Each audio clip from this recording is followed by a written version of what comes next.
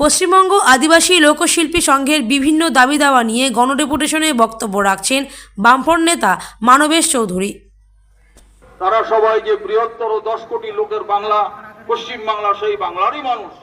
অতএব বাংলার নিজেদের দাবি দেওয়া তুলে ধরার সঙ্গে সঙ্গে বাংলার বুকে আজকে যে পিশাচদের আজকে রাজত্ব কায়েম হয়েছে, পিশাচরা যে হো হো হা হা হা করে হাসছে, তার বিরুদ্ধে যে লড়াই চলছে গোটা বাংলা জুড়ে, সেই লড়াইকে এগিয়ে নিয়ে যাবেন আপনারা, এই আহ্বান আপনাদেরকে জানাচ্ছি। সেটাও আমাদের দাবির মধ্যে অন্যতম দাবি।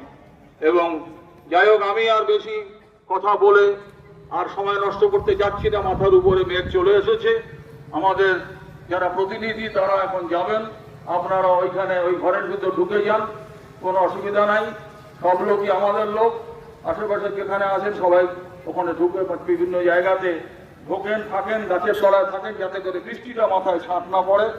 হ্যাঁ, কিন্তু বাসে কেউ থাকবেন না, কেউ না থাকে, দরজাটা বন্ধ করে দিন।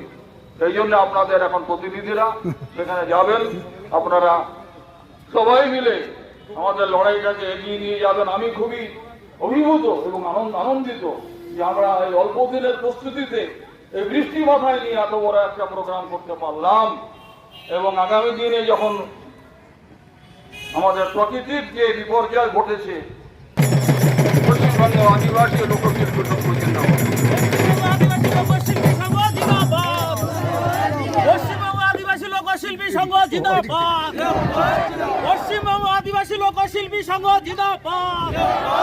সমস্ত লোকশিল্পীকে পরিচয়পত্র দিতে হবে, সমস্ত লোকশিল্পীদের গৃহস্থান করতে হবে, সমস্ত লোকশিল্পীদের অবিলম্বে ভাতা প্রদান করতে হবে।